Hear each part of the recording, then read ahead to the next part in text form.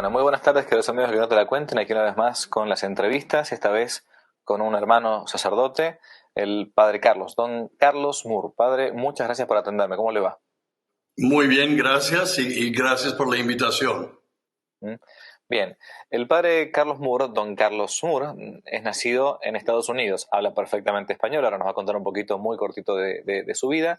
Nació en Minnesota, Estados Unidos, fue ordenado sacerdote el mismo año en el que yo estaba naciendo, en 1977, así que bueno, me llevan muchísimos años de sacerdote también y de Ya vida. llovió.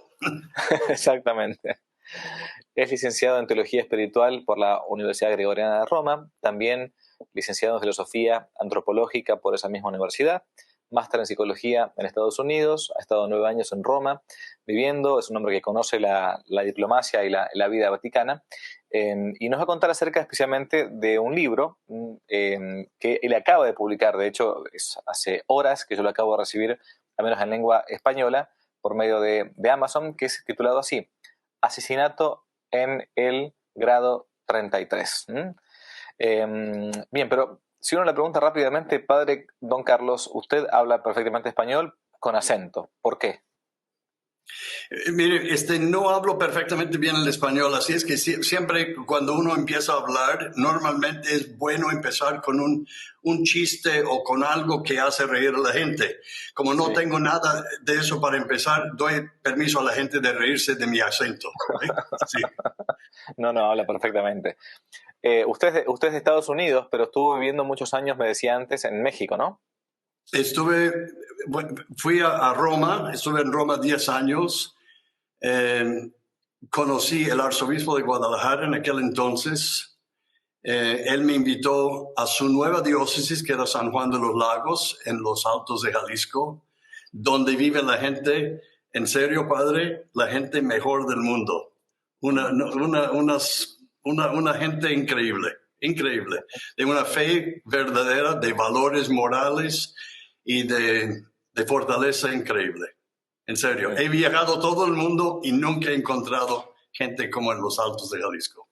Y en la ciudad de Tepatitlán, pues tengo que hacer un comercial de Tepatitlán de manera muy especial, muy pegado a mi corazón. Estuve ahí 14 años, en Roma 10 años, después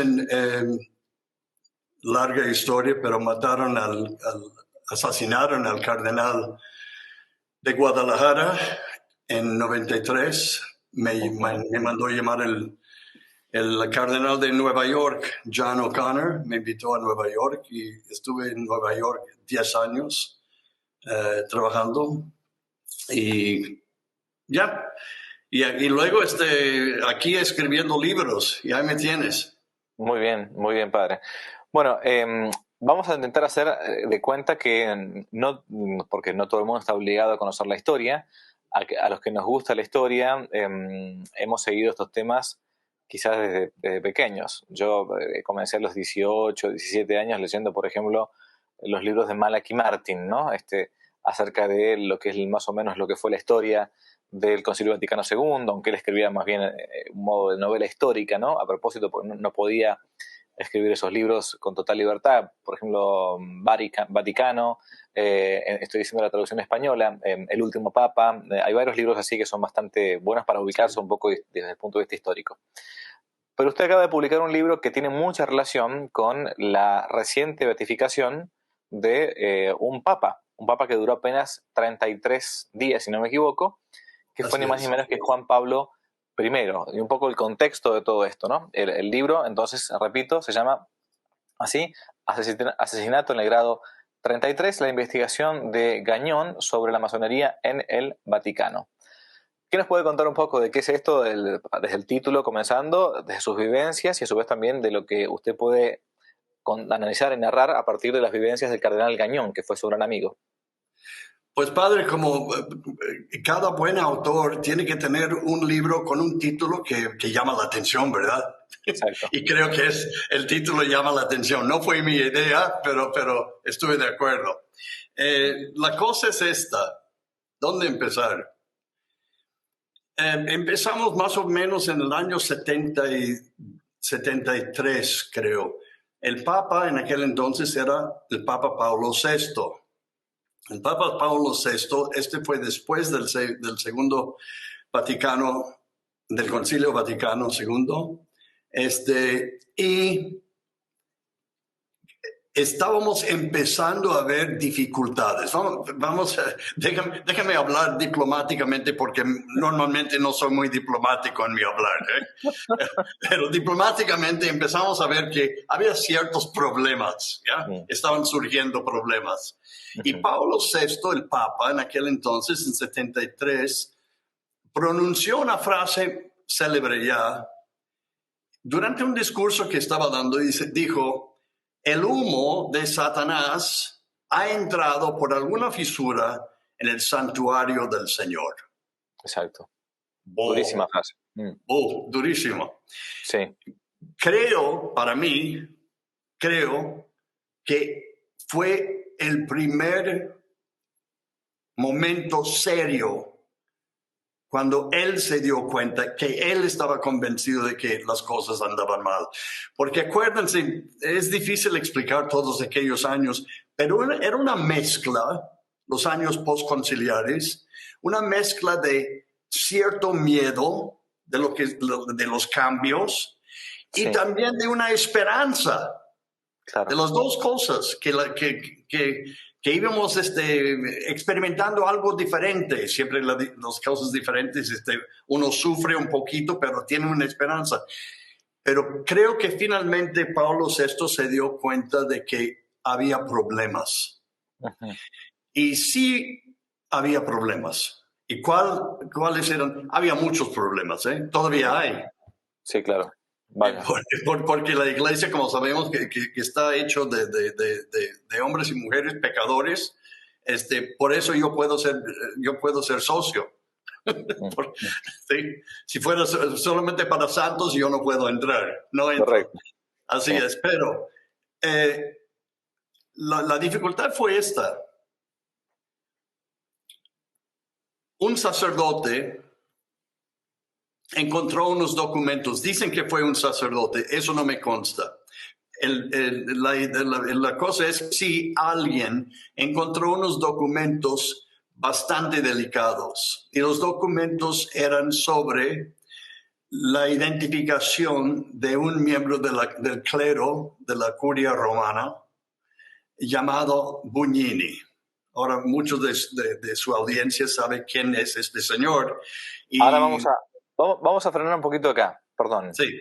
Lo interrumpa como entrevistador. Con gusto.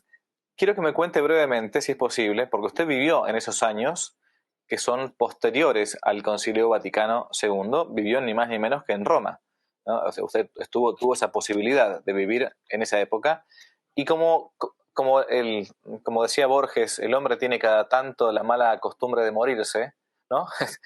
Uno al día de mañana ya no va a estar. Como decimos, sucede en las mejores familias. Exactamente. El día de mañana va a ser difícil que la gente joven escuche hablar a alguien que haya estado viviendo en esos años muy difíciles que fueron los años del Concilio Vaticano II y del post-Concilio Vaticano II, ¿no? O sea, antes de comenzar con el tema de Bugnini y compañía, quiero que me cuente desde su experiencia personal cómo era aquella época de los tiempos del Concilio barra post-Concilio Vaticano II. ¿Qué se vivía? Y usted estudió en la Universidad Gregoriana, ni más ni menos que la Universidad de los Jesuitas en Roma, ¿no? Universidad que ha tenido de todo, aún gente de un modernismo hasta militante, tremendo, durísimo. Así es. ¿Cómo era vivir en esa época en la iglesia, en esos tiempos? Era difícil, porque nunca sabías con quién estabas hablando. Nunca. Aún teniendo amigos, creo que la palabra es confusión. La confusión estaba por todas partes y nadie estaba seguro de nada. Wow. Y todo estaban cuestionando. Todo, todo estaba en cuestión. inseguridad. Veníamos de un mundo súper seguro. Ajá. ¿Sí? Por decirlo, o eras católico o no eras católico, punto. Claro. Pero Sí. siendo católico era una sola cosa. No eran 28 diferentes formas de ser católico. Claro. Claro, había diferentes espíritus, dominicos, jesuitas, franciscanos. Muy bien, espiritualidades diferentes también. Pero la fe era única. Exacto. Dogma única. Disciplina más o menos única. Nos entendíamos. Internacionalmente nos entendíamos también, porque la fe en Argentina, la fe en Nueva York y la fe en Cucamonga era la misma fe, la mismísima. Todo esto cambió. Todo esto cambió. Era como si alguien tenemos un dicho en inglés, dice, they pulled the carpet out from under you. Como que si alguien hubiera agarrado el tapete, la alfombra de donde estabas parado y ¡pum! Una dificultad tremenda hubo. Luego también con los profesores. Yo estuve en la Gregoriana, tuvimos unos profesores magníficos, magníficos. Unos santos y sabios varones increíbles. Pero también había unos desastrosos. Y tenías que escuchar sus clases y pasar sus exámenes. Claro. Era una dificultad, era difícil. Luego cambios litúrgicos, cambios con esto, con el otro. Me acuerdo muchas veces, yo no sabía qué era el modernismo. Yo sabía que era una herejía del siglo pasado, ¿verdad? Pero claro. nada más. Uh-huh. Había también otra herejía del siglo pasado llamado americanismo. Exacto. ¿Sí? Ok, muy bien. Son cosas de la historia, pero no muy importantes. Eran muy importantes. Sin yo saber y sin muchos saber, el modernismo ya estaba entrando fuertemente en la iglesia. Fuertemente. Y causó una confusión.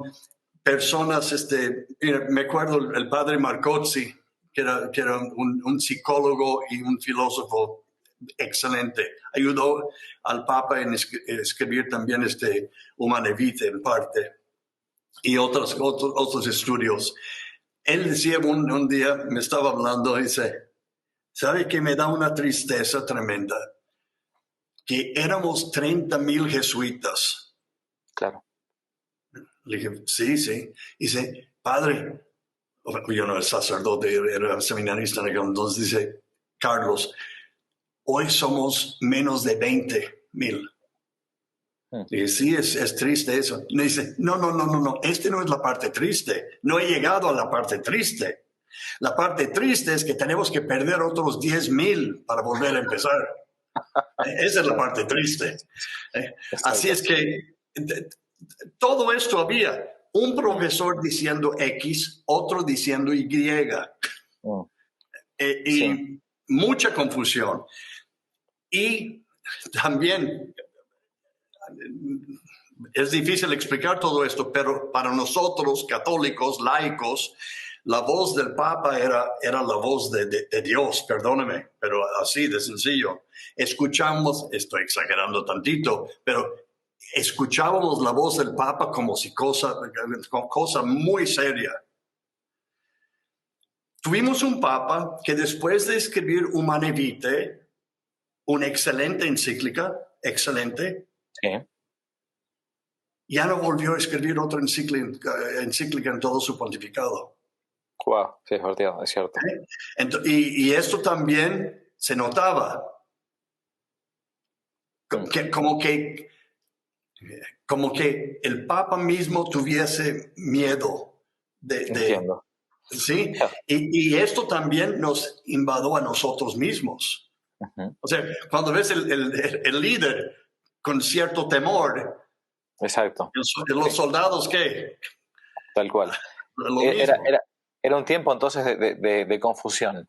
Era un tiempo también, por las dudas, un tiempo en la que se comenzaba a aplicar la reforma conciliar del Concilio Vaticano II, un concilio llamado pastoral desde un principio y siempre fue así, y entre otras cosas lo que se modificó medio abruptamente, por cierto, y no de modo orgánico, fue la misma liturgia de la Iglesia. La liturgia de la Iglesia siempre ha tenido un desarrollo paulatino, orgánico, basándose siempre en lo que antiguamente se venía haciendo y creyendo, y esta ruptura del cambio litúrgico y esta ruptura también incluso de la libertad que se dio al sacerdote en el momento de la celebración de la Santa Misa, comenzaba a ser que en muchos lados se hiciera una misa de una manera y otra misa de otra. O sea, esto no es de ahora del siglo XXI, ya viene inmediatamente de los primeros años posteriores a la reforma litúrgica. Y ahí entonces sí engancho con lo que usted venía diciendo anteriormente. Uno de estos, el principal hacedor de la reforma litúrgica fue un obispo llamado Aníbal Bugnini, del cual estaba hablando don Carlos antes de que yo lo interrumpiese. Entonces ahora sí le cedo la palabra a partir de eso para que podamos seguir adelante. Pero mire, joven sacerdote, qué interrupción tan más fantástica. diste todo un discurso sobre la historia y perfectamente bien. Muy bien, excelente, de verdad, excelente. Así es y así fue. Bien. Total. Créeme, tuvimos las liturgias más raras del mundo, empezando en aquel entonces. Y acuérdate también que nosotros tuvimos una disciplina y una creencia que no permitía, todo lo que estamos viendo en la liturgia moderna era un pecado hace 5 años. Pecado mortal. Imagínense, era pecado mortal tocar la sagrada hostia. Claro. Pecado mortal. Sí. Tenías que confesarlo antes de poder comulgar. Y ahora están dando la comunión en la mano y todavía la ley marca que es un pecado mortal. Es un sacrilegio. Era un sacrilegio en la ley todavía decía esto y este era un desastre. Y el que se encargaba de todo este circo de desastre era Bugnini. ¿Cuál era el cargo de Bugnini? Era secretario. Cuando yo digo secretario, estoy hablando del encargado. Sí. Tenían un prefecto. Normalmente el prefecto era la cabeza, pero en nombre. Sí. Pero el secretario era aquel que hizo el trabajo. Él era el encargado de la liturgia, de la reforma de la liturgia. Ahora, vamos al concilio. Sí. Y esta fue la confusión. El concilio dice, y todavía lo sigue diciendo, porque ahí están los documentos, dice que había necesidad de ciertos cambios en la misa, sobre todo en los sacramentos. Ciertos cambios. ¿Cuáles eran estos cambios? Yo era muy amigo de una religiosa llamada Pascualina, la Madre Pascualina. También escribí un libro sobre ella. No estoy vendiendo libros, esa no es la idea, pero la Madre Pascualina y yo éramos muy amigos durante 8 años. Yo iba con ella 2 o 3 veces al mes y lo llevaba a diferentes partes. Ella era secretario personal del Papa Pío XII.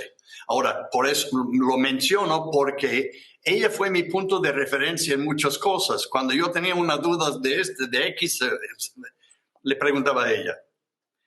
Ella misma me dijo, el Papa Pío XII había estudiado y preparado el Concilio Vaticano II. No sé si me dijo 3 años o 5 años. Y son palabras de ellas textuales. Me dijo, y decidió no llamar el concilio.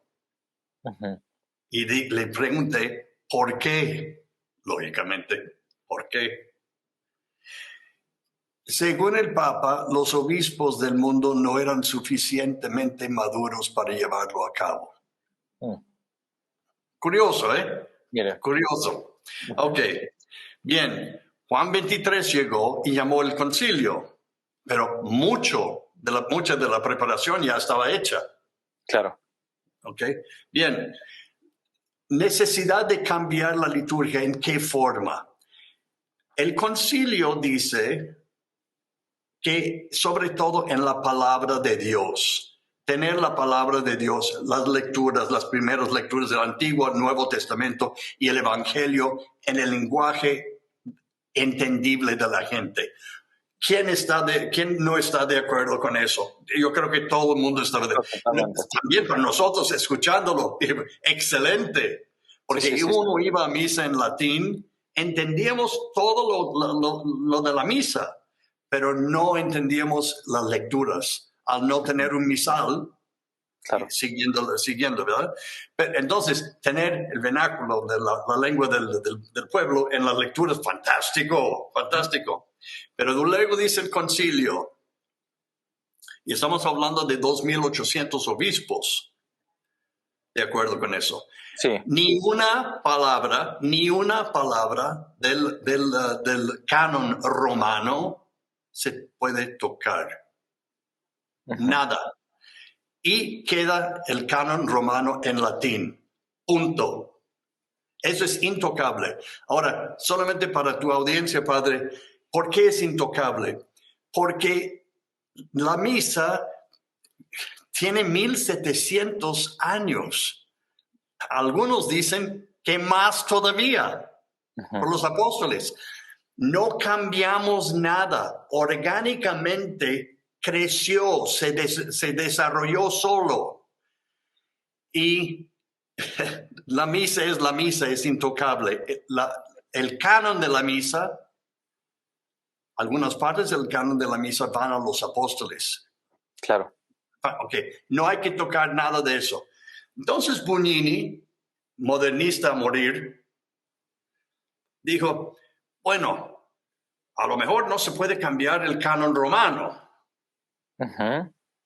Entonces, vamos inventando otros cánones. Bueno, te lo puedo asegurar de que ningún obispo en el concilio había imaginado eso. Para que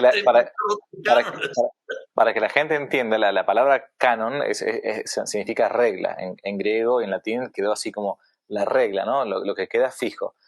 Y hoy por hoy el canon de la misa se conoce en la misa nueva, Novus Ordo, como el canon romano, el que la gente entiende como esa plegaria eucarística la más larga, donde el cura nombra a los santos, a los mártires, etc. En el Concilio Vaticano II se colocaron otras plegarias eucarísticas. Por ejemplo, la más corta que muchísimos curas hacen, Santo eres en verdad, Señor, fuente de toda santidad. Entonces coloca las manos sobre las ofrendas. Esa es una plegaria eucarística, ¿no? La plegaria eucarística número 2. La primera es el canon romano, el largo, con alguna mínima variación. Después está otra plegaria eucarística, la plegaria eucarística número 3 o la número 4. Bueno, en fin, y hay otras más también para ocasiones especiales.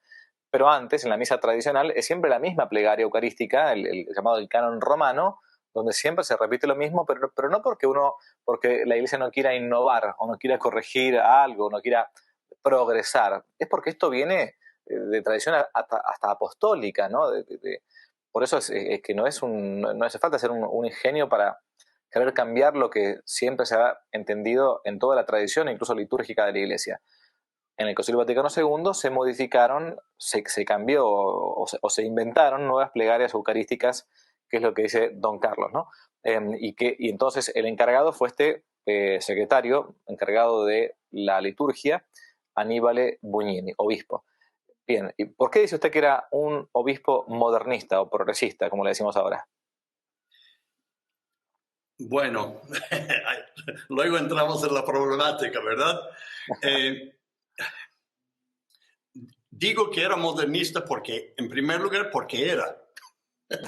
En segundo lugar, porque él tomó lo que el concilio y lo manipuló a su manera. ¿Sí?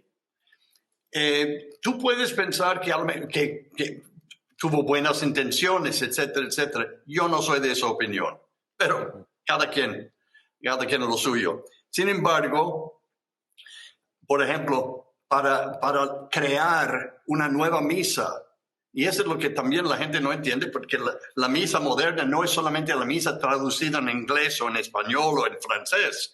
Es Exacto. otra misa, es otra cosa.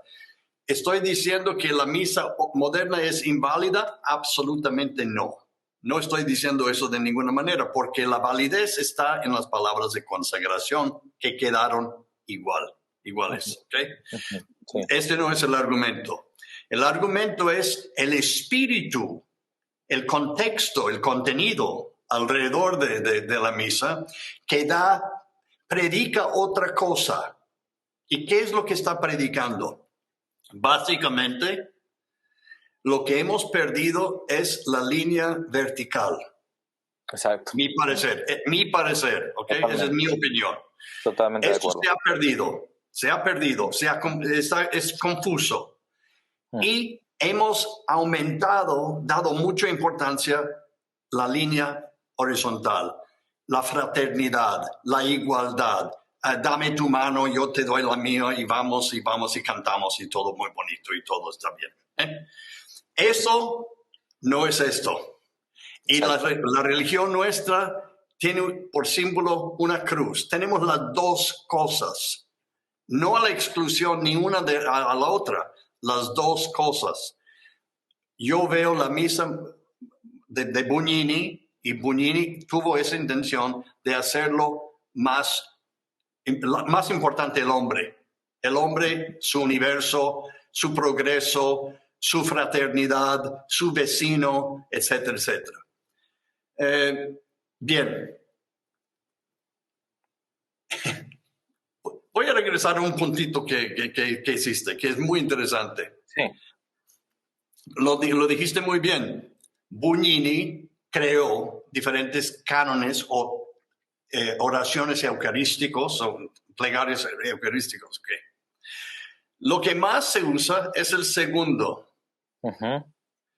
¿Por qué, padre? ¿Por qué se usa el segundo con más frecuencia? Supongo que porque los curas creen que es porque es el más corto. Perfecto, ya lo atinaste.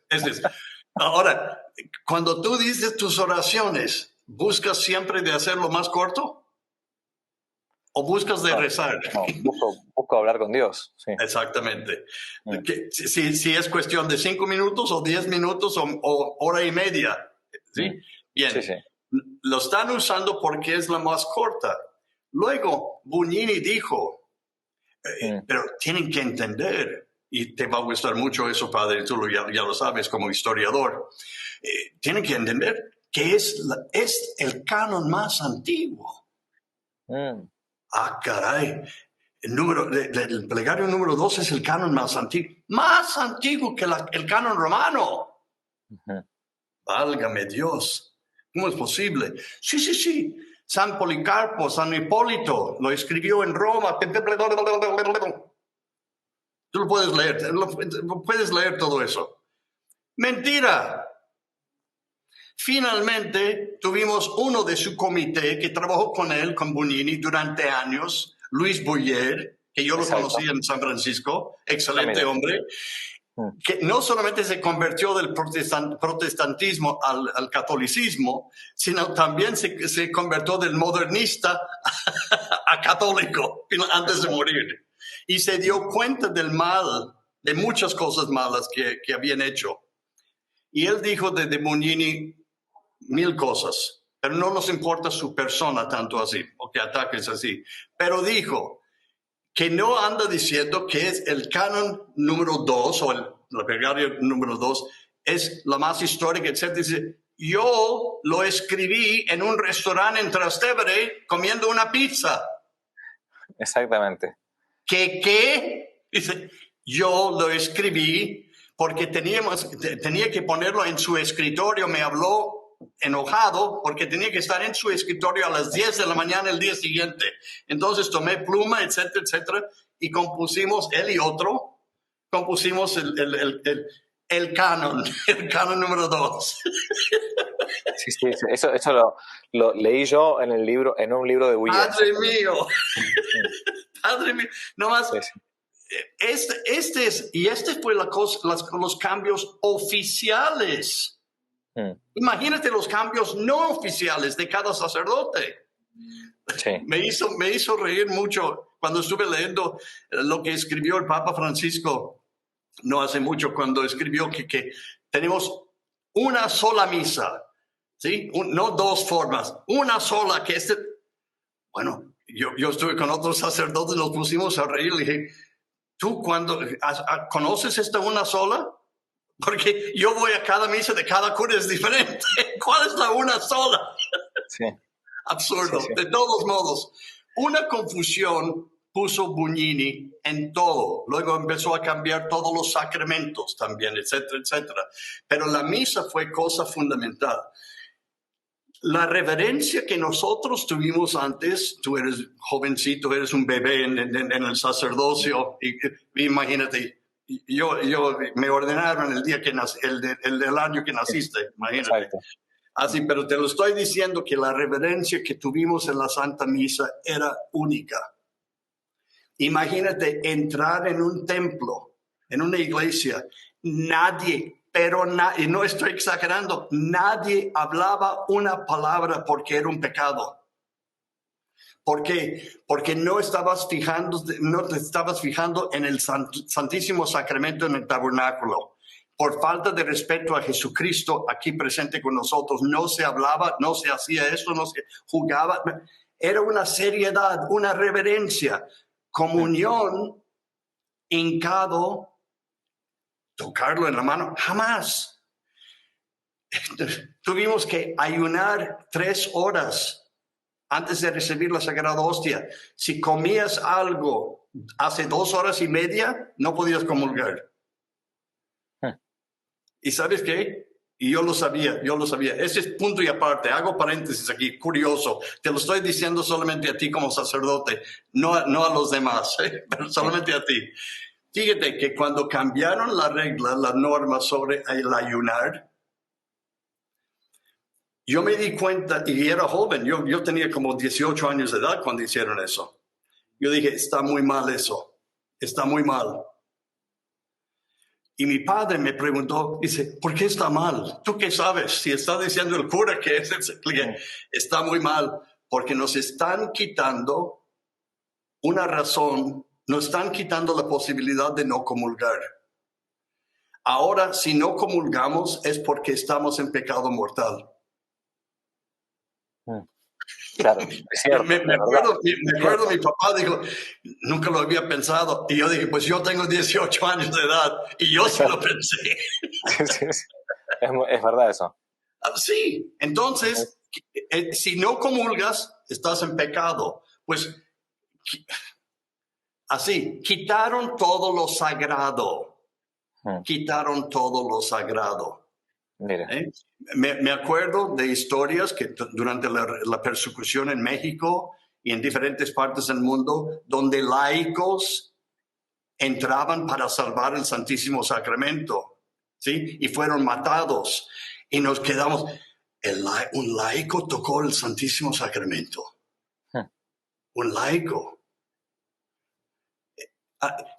Todo cambió. Mira. Y este cambio fue precisamente para acercarnos más a los protestantes. ¿Cuál es el problema con los protestantes? Muchos problemas. Son buenas personas, conozco muchos son amigos míos, ¿ok? Bien. Pero su problema en cuanto a la fe es lo siguiente. Hay muchos, pero en cuanto a esta cuestión, ellos no creen en la presencia real de nuestro Señor Jesucristo en el Santísimo Sacramento. Punto.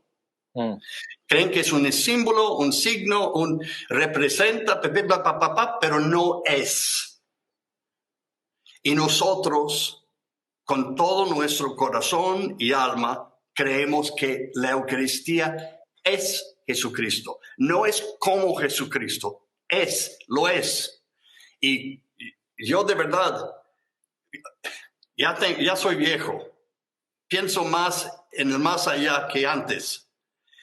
¿Cómo me encantaría morir defendiendo la Eucaristía? ¿Cómo me encantaría morir después de comulgar? Wow. Sería una cosa tan más fantástica. Y cuando veo la falta de respeto a nuestro Señor en la Eucaristía, pienso en Bugnini, porque él hizo esto a propósito. Lo quiso hacerlo a propósito para acercarnos más a los protestantes. Él quería tener una misa donde protestantes, judíos, musulmanes, etcétera, etcétera, todo el mundo podía estar cómodo. Acabamos al punto entonces de su propio libro. ¿Cómo se relaciona todo este tema de Bugnini con un asesinato en grado 33, como coloca usted en el libro? ¿De qué trata en concreto el libro? Padre Javier, yo te felicito en anticipación. Si tú de todo eso lo que estamos hablando puedes hacer un programa de media hora, felicidades.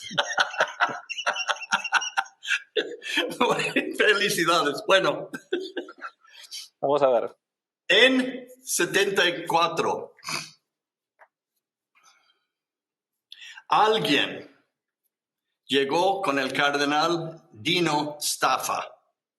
¿Quién es Dino Staffa? Dino Staffa era el jefe de la Corte Suprema de Estados Unidos, la Señatura Apostólica. Tú eres canonista de Derecho Canónico, tienes doctorado en Derecho Canónico, tú entiendes muy bien lo que es la Señatura Apostólica. En otro programa puedes explicarlo.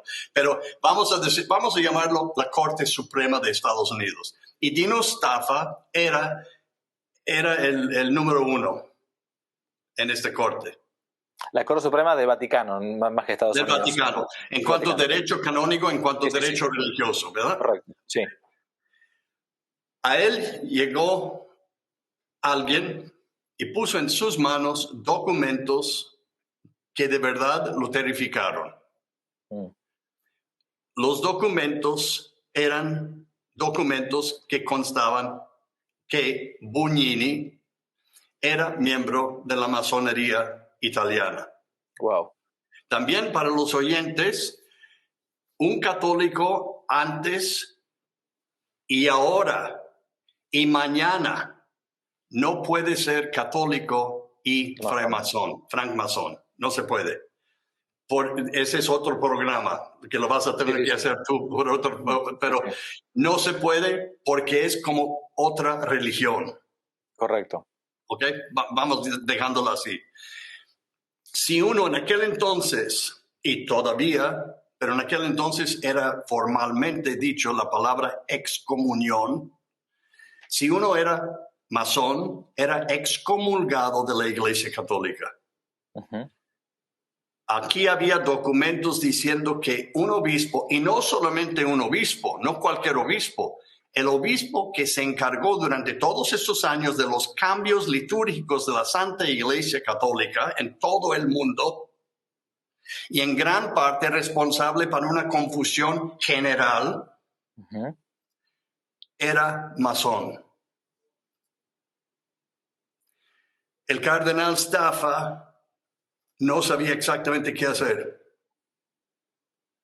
Y en lugar de reaccionar, inmediatamente llevarlo al Santo Padre, no lo hizo. Sí. Mandó llamar a la policía. Me consta que mandó llamar al Interpol y pidió a otros investigadores, como decimos en México, fregones, cosa seria, de investigar de A a Z, porque esta acusación es cosa muy seria. Y no solamente se trata de su persona, o también, como decimos en México, de su fina persona. Se trata de la Iglesia y la dirección en la cual ha llevado la Iglesia durante casi 10 años. Hicieron toda la investigación, resultó de que sí era cierto. El cardenal Staffa y el cardenal Oddi, dos excelentes hombres, de verdad, fueron a ver al Pablo VI en 74 con los documentos y con las investigaciones y le dijeron que según su parecer, santidad, según nuestro parecer, es verdad. Pablo VI ya había empezado en 73 esas famosas palabras que acabamos de platicar. Sí. Ya había empezado a oler que las cosas andaban mal. Y ahora vienen que el encargado de la liturgia es un masón. El Papa lo tomó muy a pecho. Según lo que me platicaron, yo no estaba ahí presente, pero sé de fuentes excelentes. Mandó llamar a su subsecretario de Estado, Giovanni Benelli, quien yo conocí no muy bien, pero 2 veces cenábamos juntos y lo conocí muy bien. Y era un hombre fuerte. Era un hombre fuerte, de carácter muy fuerte. Cuando hablaba, brincaban fuerte. Decían que el Papa Pío XI se enojaba algunas veces porque las cosas no estaban hechas bien y golpeaba tanto su escritorio que una imagen de la Santísima Virgen de la Inmaculada Concepción brincaba a los golpes.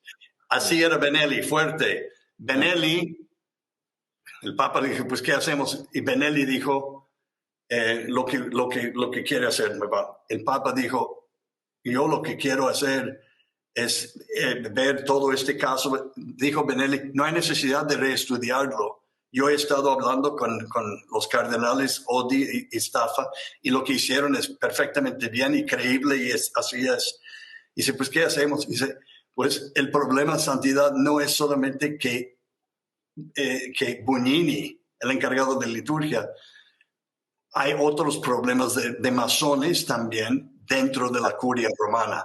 Ahora, de nuevo hablando a su audiencia, la curia romana es el gobierno del Vaticano.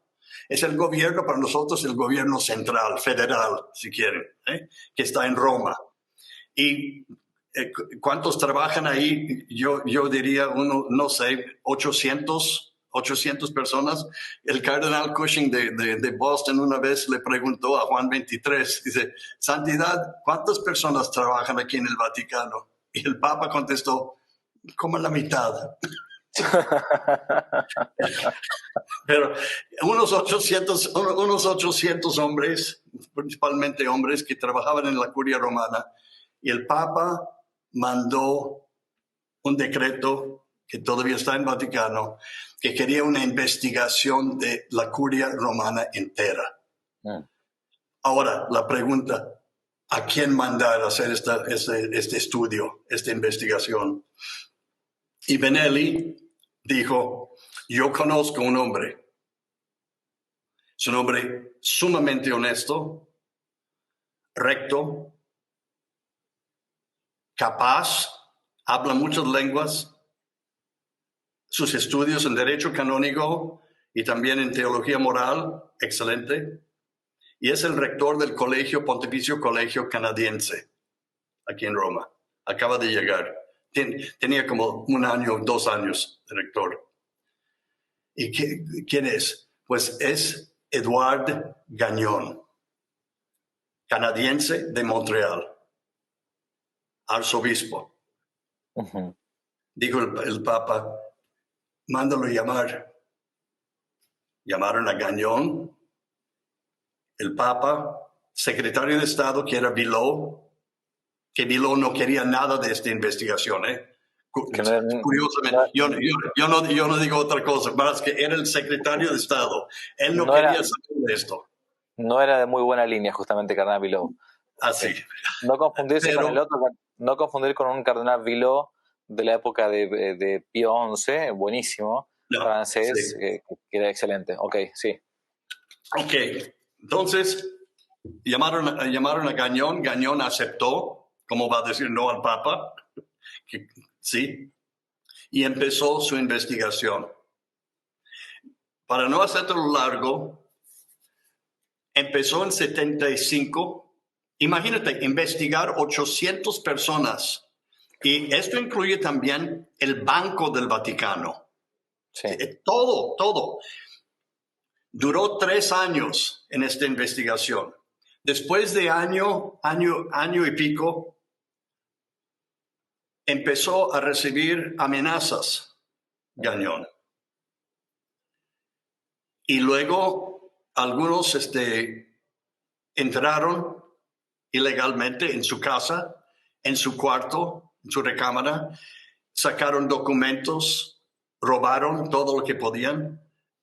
2 veces que me acuerdo. Y cuando llegó una amenaza a muerte, habló con el padre, el Monseñor Mario Marini, que era como yo siempre digo, mi cuarta persona de la Santísima Trinidad. Era para mí todo este hombre, lo quería mucho, buenísimo. Y a mí, estamos viviendo en una casa en el Gianicolo de libaneses. Entonces, dijo Mario, deja el colegio canadiense y vente a vivir con nosotros, que es mucho más seguro. Te lo expliqué antes por qué era seguro. Leen el libro y no van a entender. Muy bien. Okay. Pero era súper seguro en nuestra casa, súper seguro. Entonces, Gañón vino a vivir con nosotros. Entonces, estamos en el piso, yo, Gañón, Marini y el arzobispo Capucci. Los 4 ahí. Vivimos ahí. Yo ayudé mucho al cardenal, a Gañón, que llegó a ser cardenal después. Por eso siempre digo el cardenal Gañón. Pero sí. En aquel entonces arzobispo. Terminó su estudio. Le costó mucho. Sufrió mucho. Porque imagínate, lo que él vio del gobierno de la iglesia no fue todo lo bueno.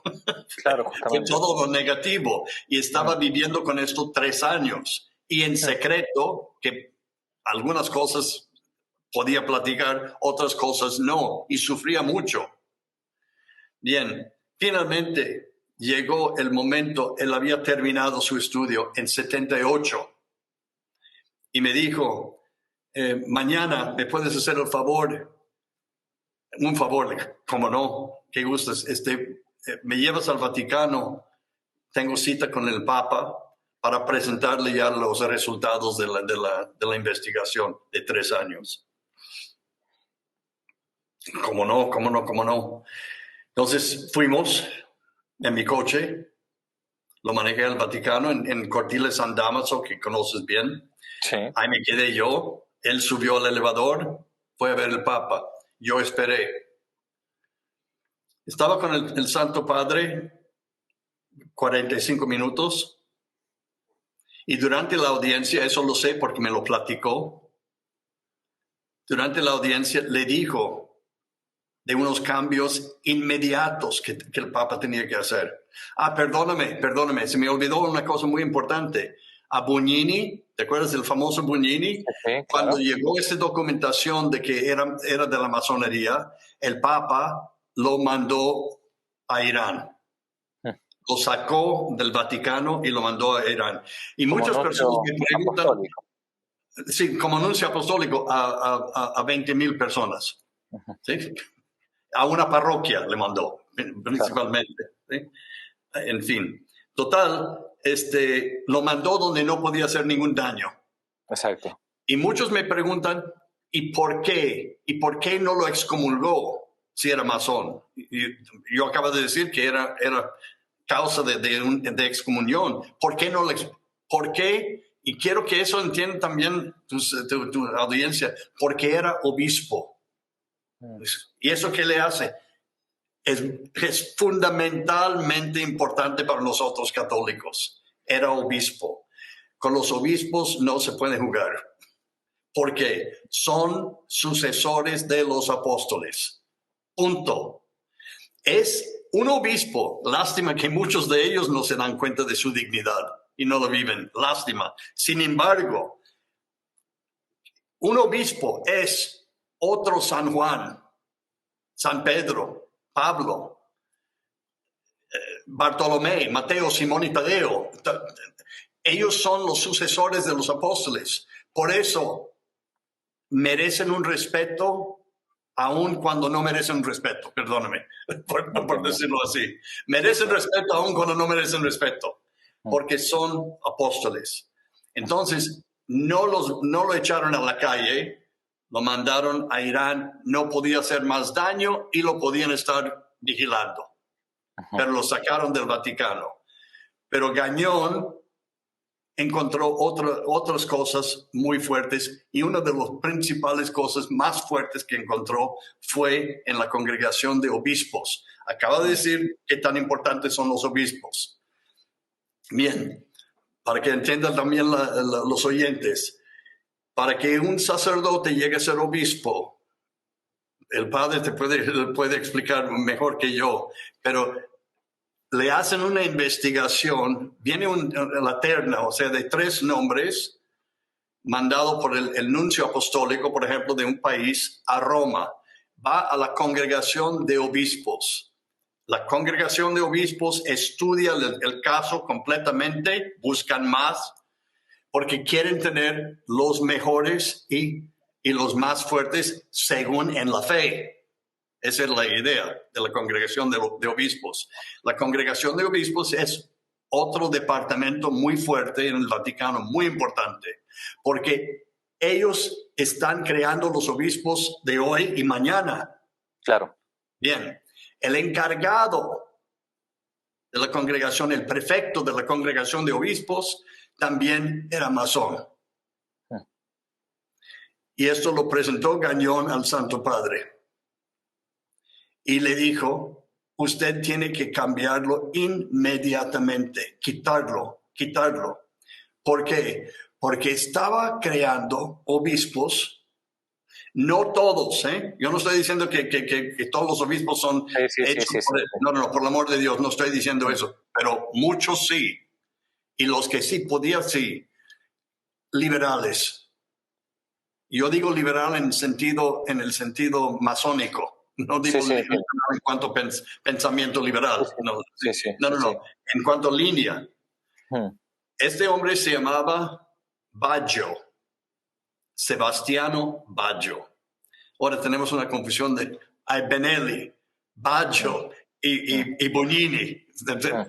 Muy bien. En el libro trato de hacerlo más claro, pero hablando un poquito difícil. De todos modos, Baggio tenía que salir de la congregación de obispos y el Banco del Vaticano, estamos hablando de 78, el Banco del Vaticano tenían que cambiar a Marcinkus era el encargado del banco, el director, si quieres, el presidente creo, cambiarlo y ponerlo en manos competentes. ¿Por qué? Esto parece que lo estoy inventando.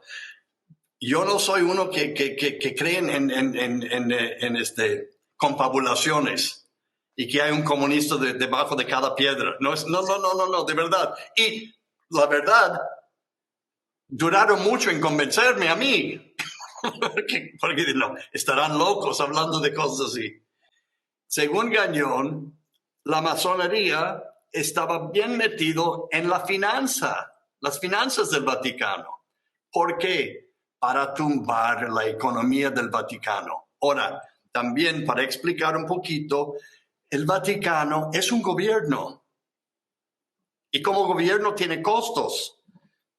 Hay salarios, hay mantenimiento. Me dijo a mí el cardenal Gagnon,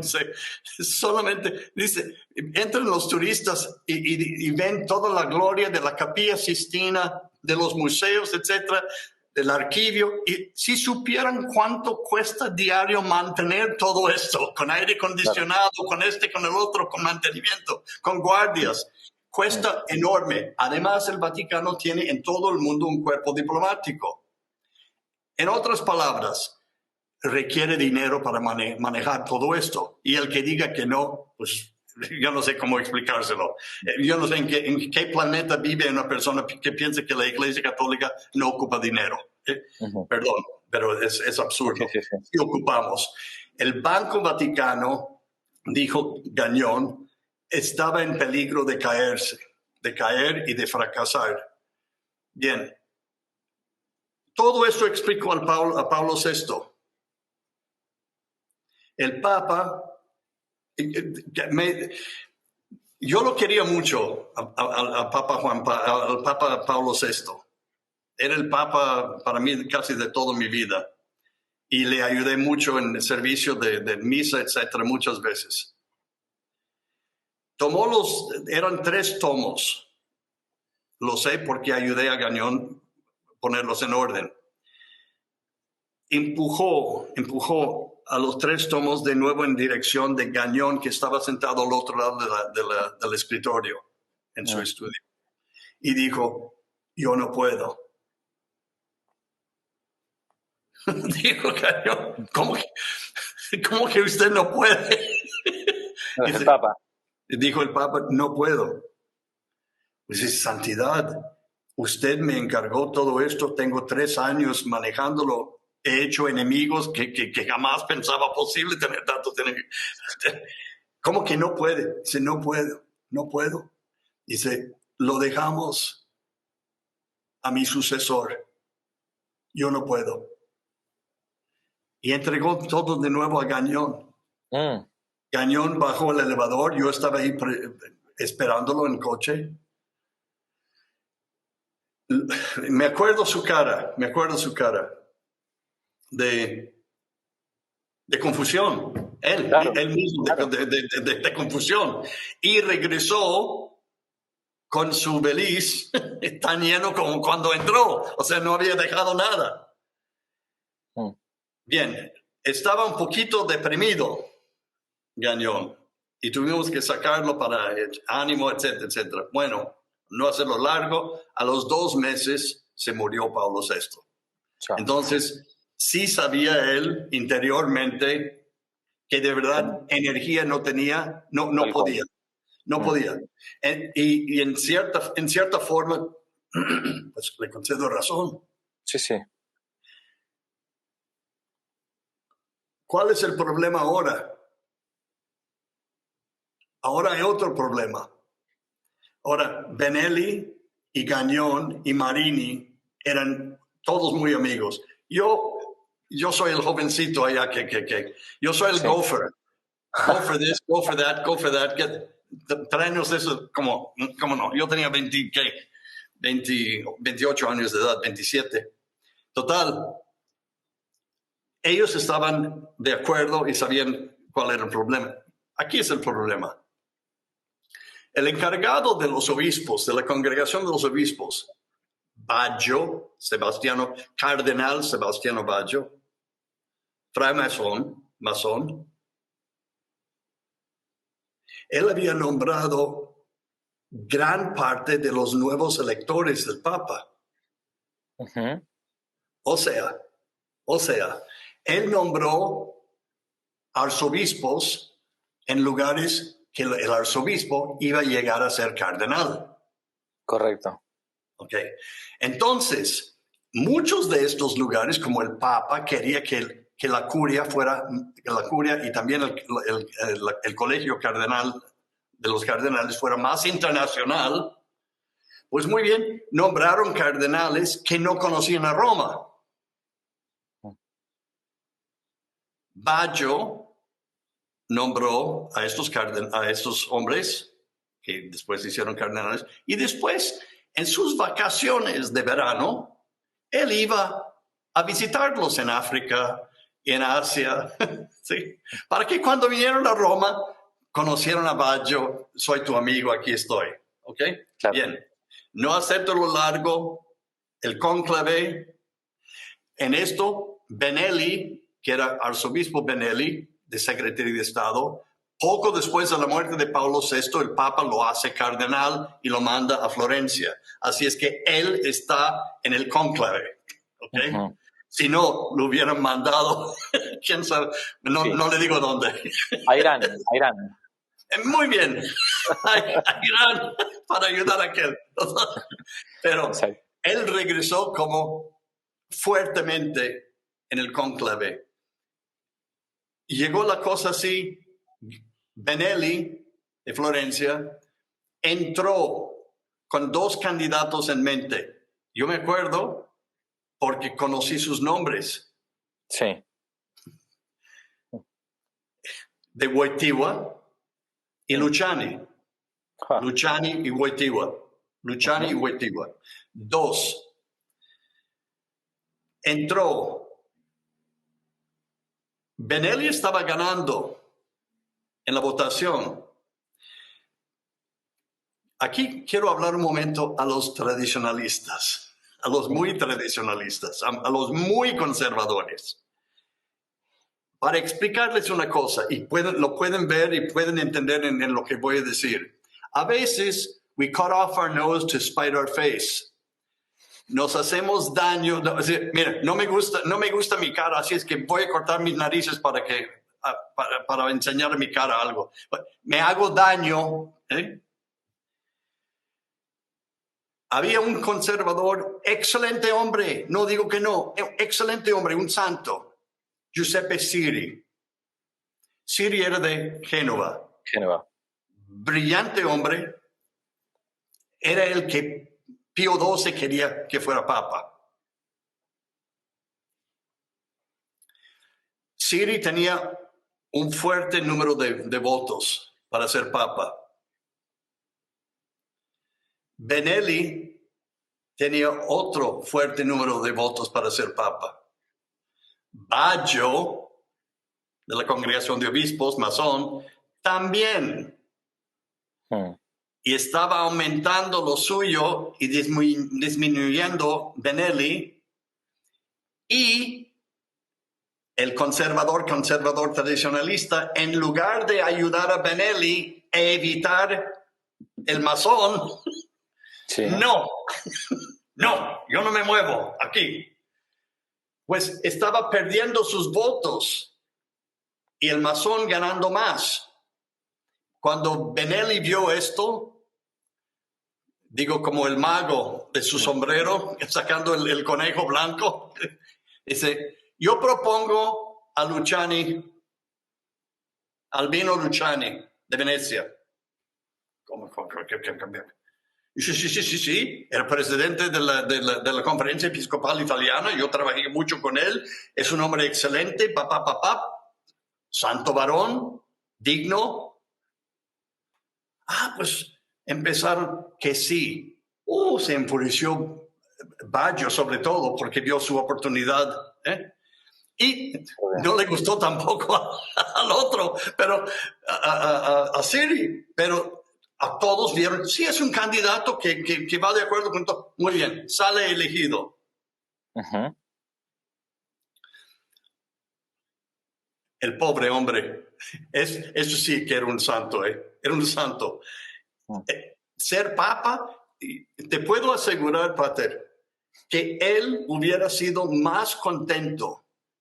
El papa tomó el nombre Juan Pablo I, ¿verdad? Sí. Juan Pablo I hubiera sido mucho más contento siendo un párroco en un pueblito de Veneto. Palabra, era su encanto. Pero porque era tan bueno y tan bueno, siguieron subiendo. Ok. Él cuando salió elegido le dijo a Benelli, tú vas a ser mi secretario de Estado.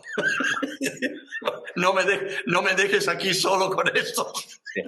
Por cierto, era muy joven Luciani cuando subió el papado.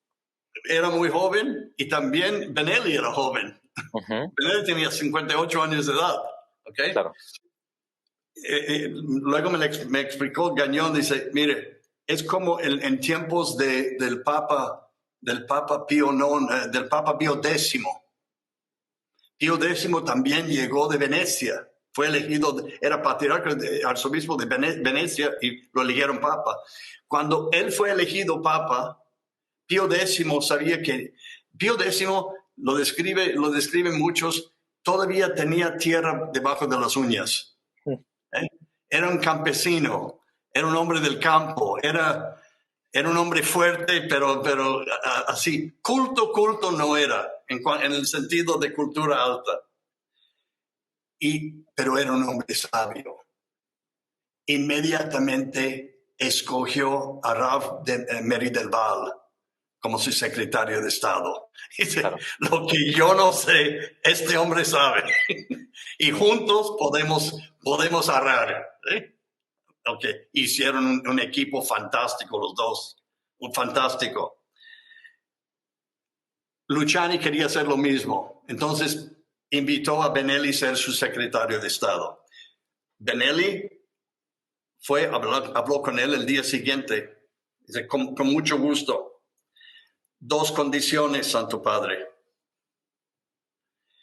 Primera cosa, vas a llamar al arzobispo Gagnon. Siéntate con él y él te va a explicar cómo está tu gobierno. Claro. ¿Okay? Segunda cosa, Santidad. Tienes que quitar al cardenal Baggio cuanto antes de la congregación de obispos. Ya. ¿Por qué no lo haces tú? Dice, hazlo tú, Giovanni. Dice, tú lo puedes hacer. Dice, no, Santo Padre, con todo debido respeto, usted lo tiene que hacer y usted lo tiene que hacer como Papa y punto. Y es su primer fuerte decisión como Papa en su pontificado. Y esto va a marcar todo el resto del pontificado, Santidad. Ok. Habló con Gagnon. ¿Cómo lo sé? Yo manejé Gagnon de nuevo a esta junta. ¿Ok? Lo esperé en el mismo lugar, en el Cortile San Damaso. Estaba con el Papa como 1 hora, le explicó todo y le entregó toda la documentación. Y dijo, Santidad, tiene que quitar el encargado del banco, que es Marcinkus, inmediatamente. Y antes de él, por el bien de la Iglesia y de la fe católica, tiene que sacar al cardenal Baggio de la congregación de obispos, porque están nombrando obispos horribles.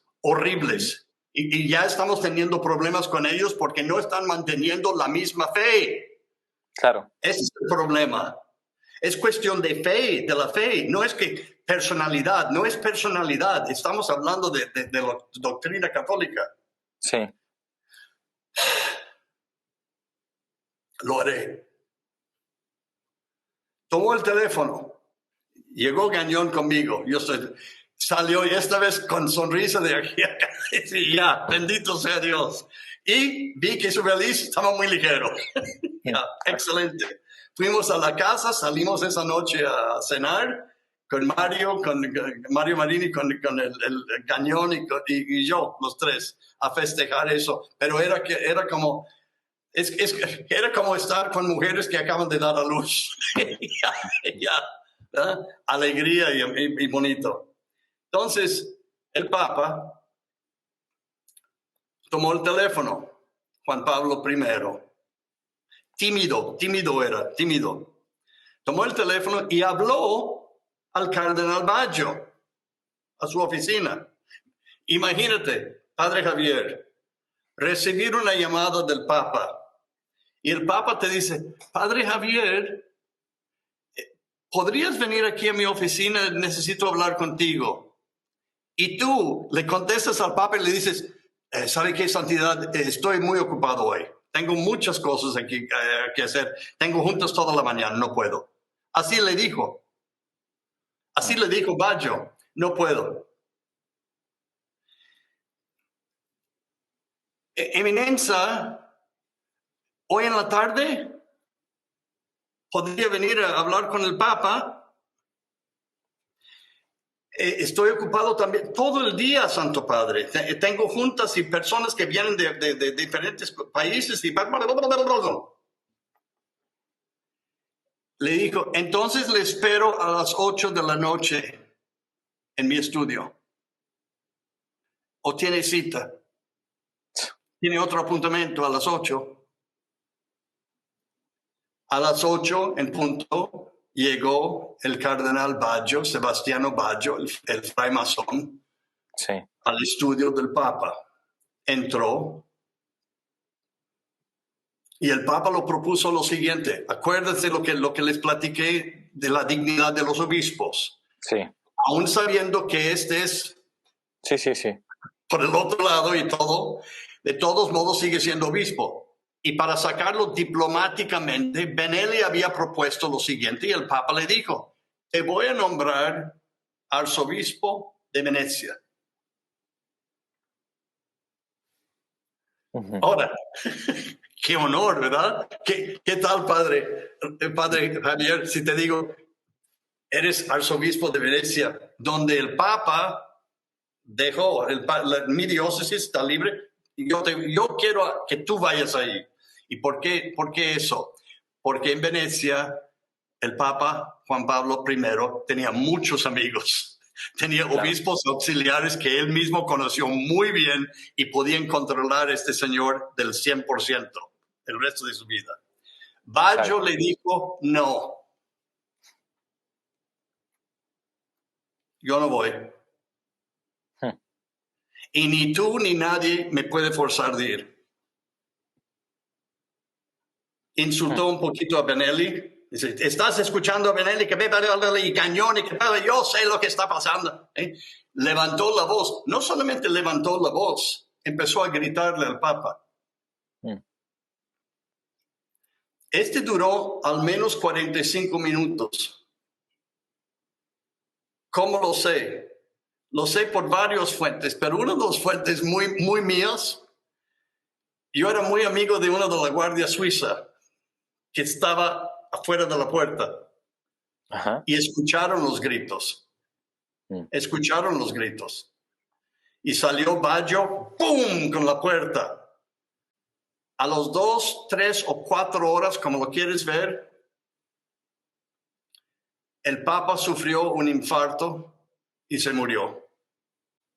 El día siguiente, 2 días después del choque de toda la cosa, que nadie lo podía creer, nadie podía creer eso, y nadie creyó que se había muerto naturalmente. Envenenado, que lo mataron, que que el otro. Y Gagnon y Marini y yo salimos a un parque a caminar. Y yo le pregunté, Excelencia, a Gagnon, ¿usted de verdad cree que lo hayan matado? Todo el mundo está diciendo eso, no es cosa mía, pero también se me hacía lógica.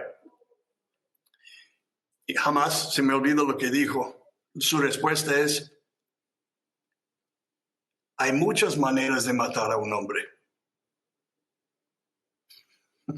Así es. Por eso el título del libro. ¿Sí? Envenenado, golpeado, que es que no, nada de eso. Un infarto, sí lo creo, pero alguien en particular causó este infarto. Y gritando al Papa de Roma, gritándolo en su oficina, en su despacho, en su estudio, delante de nadie, solamente los gritos se escucharon en el corredor, a las 8:45 de la noche, y vas a acostarte después de eso, todavía con papeles de cambios en la curia romana en mano, que la imitación de Cristo y todo. ¡Qué barbaridad! Los del Vaticano son sus peores enemigos, sus propios enemigos. Inventaron historias y luego tuvieron que desdichar todo y cambiar todo. Está el famoso, usted conoce seguramente el famoso libro de David Yalup. Yo lo leí cuando era chico, digamos, ¿no? Era joven, Por voluntad de Dios, creo que se llamaba, acerca del supuesto asesinato de Juan Pablo I. Entonces, ¿usted cree que esas cosas, que esas hipótesis no son verídicas? No, no son. No son. Yo de verdad creo, Gagnon cree lo mismo, Benelli cree lo mismo. Y si alguien podía haber dicho, fue envenenado, fue matado, así, sería Benelli. Claro. No. Pero que alguien causó su muerte, eso sí. Un evento o una persona. Y el evento y la persona se llama Baggio. Punto. Entendido. Así es. Bien. Otra lección. Sale la misma cosa, la misma dinámica, y de repente, de nuevo, Benelli de Florencia saca otro conejo blanco del sombrero mágico y dice, Wojtyła. Yo estuve en la plaza de San Pedro y cuando escuché a Felici, que me ordenó sacerdote, Pericle Felici, dice, Annuncio vobis gaudium magnum, habemus papam. Reverentissimo Domini, Wojtyła. Todo el mundo alrededor de mí dice, un africano, el Papa es un africano. Le dije, no, polaco. Polaco. No, ¿cuál polaco? Dice, luego salió Karl Wojtyła. ¿Okay? Bien. ¿Qué sucede? Hay que repetir todo de nuevo. Entonces, Wojtyła le pide a Benelli de ser su secretario de Estado. Pero antes dice, vamos nombrando todo el mundo a su lugar. Cada quien, que se quede cada quien en su lugar. El encargado de esto que se queda, incluyendo Baggio, todo el mundo. ¿Por qué? Porque el cardenal Villot, que era secretario de Estado, tenía cáncer y se estaba muriendo. Y se le hacía, Juan Pablo II de verdad es un santo, ¿eh? También Juan Pablo I y también Pablo VI, los tres de verdad eran hombres buenísimos. Y en un tiempo de confusión tremenda, ¿eh? Muchos los critican que hubiera hecho esto, no tomaron en cuenta todas las presiones que tenían estos hombres, que eran tremendas. Juan Pablo II no quería insultar a Villot. Estaba muriendo de cáncer, déjalo que se muera de cáncer, punto. Pero después murió Villot y en lugar de nombrar a Benelli de Florencia, como había prometido o pedido, nombra el segundo Casaroli. Benelli estaba completamente... Dijo, el Papa puede hacer lo que quiere, nomás, ok, muy bien. Nada cambió. Para que los oyentes también escuchen eso. En la política, sale elegido un nuevo presidente. Tú piensas por un segundo que el nuevo presidente va a seguir adelante con el gobierno pasado, con el vicepresidente del anterior, con el encargado de... Claro que no, pone todo su gente nuevo, gente de su confianza. Juan Pablo II nombró a todo el mundo que se quedase. Error fatal. Error fatal. Casi le costó la vida. Por poco le cuesta la vida. Total, todo el mundo nombrado así, Juan Pablo II llamó al cardenal, al Gañón. Yo sé cómo sé yo, lo manejé yo de nuevo. Es la tercera vez que vamos a eso. Voy a San Dámaso, él sale con otra vez, habla con el Papa y le dice del banco de Baggio, la congregación de obispos, otros cuantos, pero estos dos cosas eran súper urgentes. Y el Papa Juan Pablo II, porque era bueno, pero a veces también se puede pecar de ser bueno, ¿eh? Dijo, no, pues vamos viendo la cosa Y dijo Cañón, Santo Padre, usted no se da cuenta, pero hay complots en contra de su vida. En este momento que estamos hablando, no ha hablado con Benelli, te lo puede platicar más. No, que hay que dejar las cosas y tomarlos con calma. Se enojó Gañón tanto, se enojó, se frustró, 3 años trabajando todo esto y te dicen, claro. ¿Sabe qué? No vamos a hacer nada. No. Tú regresas a tu colegio y no. Yo voy a viajar.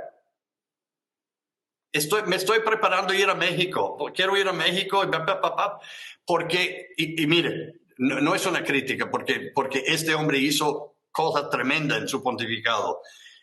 Su idea del pontificado era predicar directamente la palabra de Dios a toda la humanidad. Y lo hizo.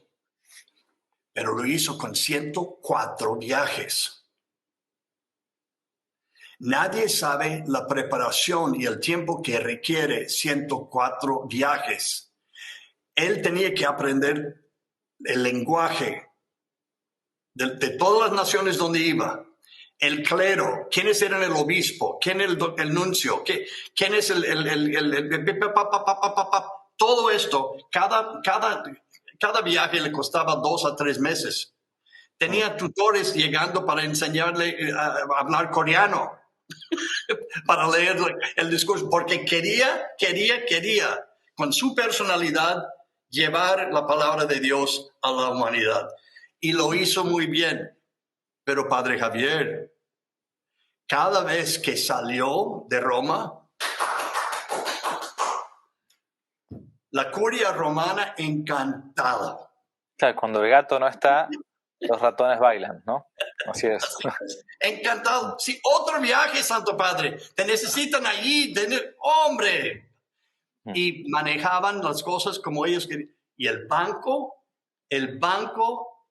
viendo que no estaba el capitán del barco, todo en manos de Marcinkus, que tampoco no era un mal hombre, era un tonto, un inepto.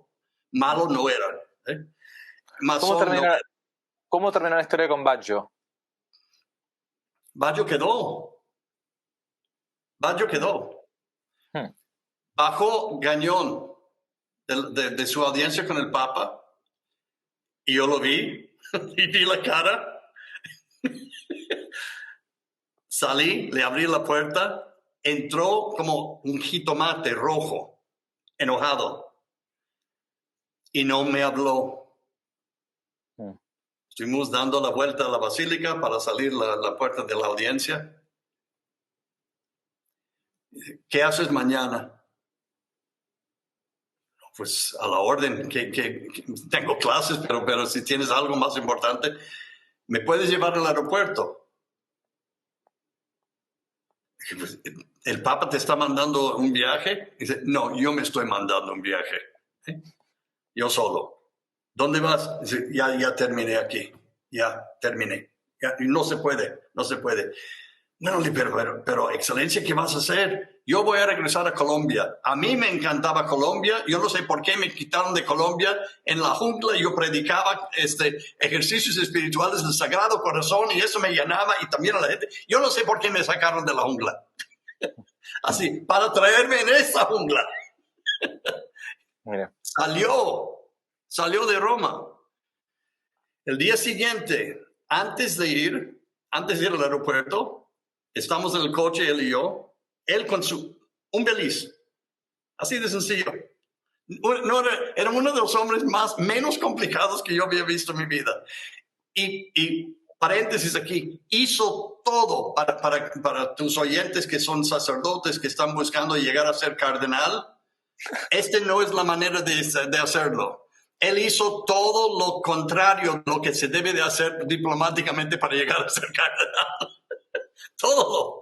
¿Sí? Total. Estamos en el coche. Me dice, antes de salir para el aeropuerto, si tenemos tiempo, pase por el Vaticano, por favor. ¿Cómo no? Llegamos de nuevo a San Damaso, es la 4ª vez en eso. Tomó una carta y dice, ¿me haces el favor de llevar esto a la Secretaría de Estado al cardenal Villot? Dije, y yo andaba vestido, no, ni siquiera en alzacuello romano, nada. Le dije, señor, pero ¿cómo lo voy a hacer? No, pero no estoy vestido. Dice, llévalo. Dile que es mío, que punto. Llegué al secretario de Estado, a la oficina de recepción, le digo al señor gordito allá, este es para su eminencia, Cardenal Villot. Y que por favor, en sus manos, solo en sus manos. Muy bien, se levantó. Yo salí, estoy caminando por el corredor, viendo el techo. Siempre veía el techo ahí. Eso te voy a decir una cosa que lo vas a recordar, tú que eres joven, la próxima vez que vas al Secretario de Estado. El corredor que conduce ahí, el techo dice una historia saliendo y otra historia entrando. ¿Sí? La salvación y la condenación del infierno del hombre. Precioso. Estoy viendo eso de la condenación del hombre caminando y de repente oigo, Señor, Señor. Doy vuelta, es el cardenal Biló. Dice, ven aquí, pero mandando, ven. Yo también tengo un poquito de orgullo, no sé si lo has notado. No me gusta que me hablen como mozo, ¿verdad? No soy la gran cosa, pero tampoco no soy nada. Y dice, tú, ven. Doy vuelta y regreso. Sí, eminencia. Yo te conozco, pues yo trabajaba en el Vaticano. No, a mí no me conoce. Yo soy el chofer del cañón. Dice, le dices de venir inmediatamente a mi oficina. Inmediatamente. Le dije, no quiero hablar con usted, por eso me mandó a mí. Le dices que yo, Cardenal Biló, lo quiero en mi oficina en este momento. Le dije, mire, yo le voy a sugerir algo, con todo debido respeto. Si usted quiere bajar conmigo en el elevador, él está en el coche. Pero si quiere que yo baje, hablar con él para que él suba, eso no va a pasar. No, que lo dejé hablando. Fue la última vez que lo vi vivo. Después fui a su funeral, ¿verdad? Pero entramos en el coche, llevé Gagnon al aeropuerto de Roma, Fiumicino. Yo llegaba a querer a este hombre mucho. Y sabes, cuando se despide de un hermano sacerdote y sobre todo de un obispo y de uno que ha sufrido tanto y por su amor a la iglesia, es que eso es lo que tiene que entender mucha gente. Muchos de nuestros sacerdotes, diáconos y obispos y cardenales de verdad aman a la iglesia. Piensen que no, sí lo aman con todo su corazón y sufren mucho por lo que el estado de cosas hoy día y ayer y etcétera. Uh-huh. Él salió. Antes de salir se me olvidó una cosa. Le dijo al Papa, a usted lo van a tratar de matar, Santidad. Ok. Él regresó a Colombia. Yo fui mandado a México. De repente, estoy en la plaza de San Pedro, años después, con el cardenal O'Connor de Nueva York. Porque lo iban a hacer cardenal. Entonces, en la misa de cuando recibieron.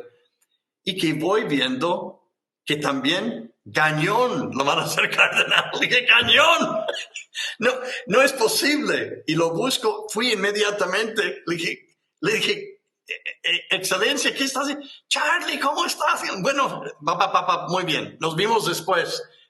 Su familia y todo estaban ahí. Resulta de que cuando trataron de asesinar a Juan Pablo II, el día 13 de mayo de 81,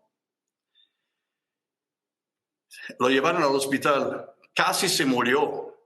Yo creo que a lo mejor la gente no se da cuenta, casi se murió. Uh-huh. Y padre, yo quiero a los italianos, los quiero mucho. Su música, su arte, su poesía, su comida, uh-huh, sus vinos, pero su medicina. El Papa estaba en el hospital Gemelli con los balazos que le dieron. Y no fueron los balazos que lo mataron, que casi lo mataron. Fue que durante la operación le dieron sangre contaminado. Y entró en un estado de shock por hepatitis.